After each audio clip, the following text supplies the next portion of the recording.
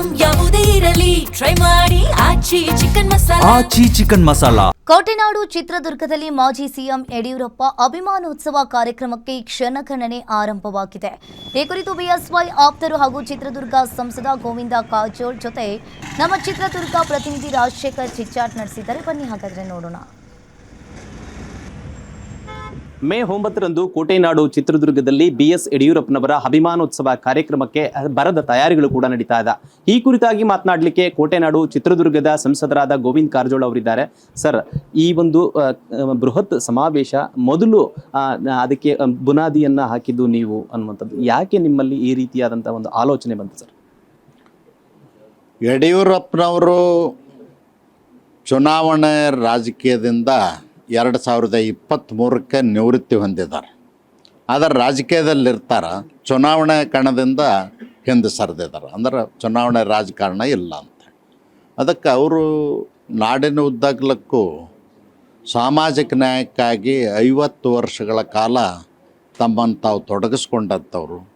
ಅವರಿಗೆ ನಾವೊಂದು ಗೌರವ ಸನ್ಮಾನ ಮಾಡಬೇಕು ಅಂಥೇಳಿ ಆಲೋಚನೆ ಮಾಡಿ ನಮ್ಮ ಕೆಲವು ಹಿರಿಯರ ಜೊತೆಯಲ್ಲಿ ಮಾತಾಡಿದೆ.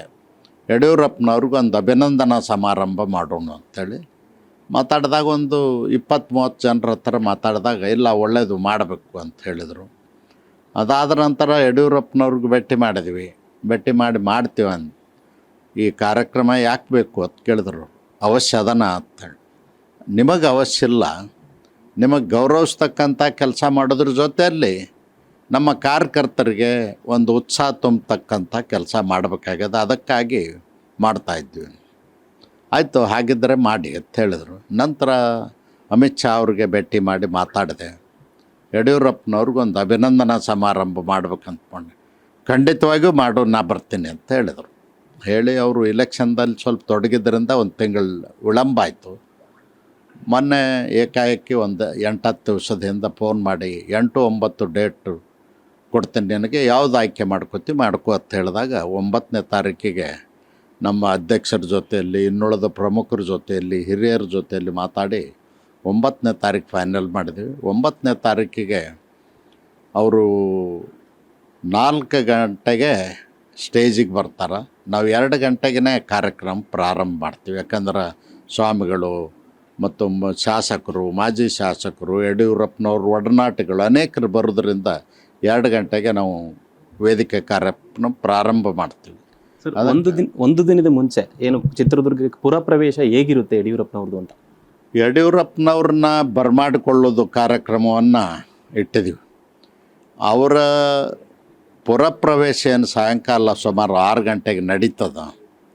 ಅವತ್ತು ನಾಡಿನ ಕಲಾವಿದರು, ಸಾಹಿತಿಗಳು, ಕವಿಗಳು ಮತ್ತು ಯಡಿಯೂರಪ್ಪನವ್ರ ಕಾಲದಲ್ಲಿ ಆಗಿರ್ತಕ್ಕಂಥ ಫಲಾನುಭವಿಗಳು, ಈಗ ಭಾಗ್ಯಲಕ್ಷ್ಮಿ ಯೋಜನೆ ಪಡೆದಂಥವ್ರು, ರೈತರು ಶೂನ್ಯ ದರದಲ್ಲಿ ಬಡ್ಡಿ ದರವನ್ನು ಕೊಟ್ಟಿರ್ತಕ್ಕಂಥದ್ದು, ಮತ್ತು ನರೇಂದ್ರ ಮೋದಿಜಿಯವರು ರೈತರಿಗೆ 6,000 ರೂಪಾಯಿ ಕಿಸಾನ್ ಸಮ್ಮಾನ ಯೋಜನೆ ಒಳಗೆ ಕೊಟ್ಟಾಗ 4,000 ರೂಪಾಯಿ ಯಡಿಯೂರಪ್ಪನವ್ರು ಸೇರಿಸಿ 10,000 ರೂಪಾಯಿ ಕೊಡ್ತಕ್ಕಂಥ ಕೆಲಸ ಮಾಡಿದರು.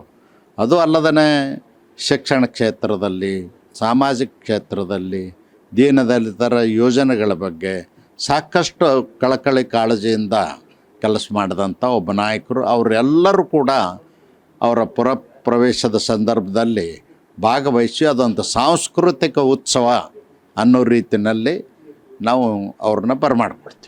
ಬಹುತೇಕ ರಾಜಕಾರಣಿಗಳು ಏನು ರಾಜಕಾರಣದಲ್ಲಿದ್ದಾಗ ಉತ್ಸವಗಳನ್ನು, ವೈಭವಗಳನ್ನು ಮಾಡ್ಕೊಳ್ತಾರೆ. ಆದರೆ ಯಡಿಯೂರಪ್ಪನವರು ರಾಜಕೀಯವಾಗಿ ನಿವೃತ್ತಿ ಹೊಂದಿದ ಬಳಿಕ ಇದು ಮಾಡ್ತಕ್ಕಂಥದ್ದು ನಿಮ್ಮ BJP ವಲಯಕ್ಕೆ ಒಂದು ಬೂಸ್ಟ್ ಸಿಗುತ್ತಾ ಅಂತ? ಯಡಿಯೂರಪ್ಪನವರು ಉಳಿದ ರಾಜಕಾರಣಿಗಳಿಗೆ ಹೋಲಿಕೆ ಮಾಡ್ತಕ್ಕಂಥದ್ದಲ್ಲ. ಯಡಿಯೂರಪ್ಪನವ್ರ ವಿಶಿಷ್ಟತೆ ಏನಂದರೆ, ಅಧಿಕಾರ ಇದ್ದಾಗ ಜನರ ಸಮಸ್ಯೆಗಳಿಗಾಗಿ ಜನರ ಜೊತೆಯಲ್ಲಿ ಬೆರೆತು ಹೋರಾಟ ಮಾಡಿ ಅಧಿಕಾರ ಬಂದಾಗ ನ್ಯಾಯ ಕೊಡಿಸಿರ್ತಕ್ಕಂಥವ್ರು, ಬಡವರ ಕಣ್ಣೀರು ಒರೆಸಿರ್ತಕ್ಕಂಥವ್ರು ಯಡಿಯೂರಪ್ಪನವರು.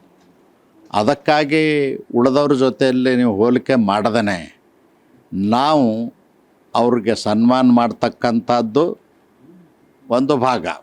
ಇನ್ನೊಂದು ಭಾಗ ಅಂದರೆ ನಮ್ಮದೊಂದು ರಾಜಕೀಯ ಪಕ್ಷದ, ನಾನು ರಾಜಕಾರಣಿ ಇದ್ದೇನೆ.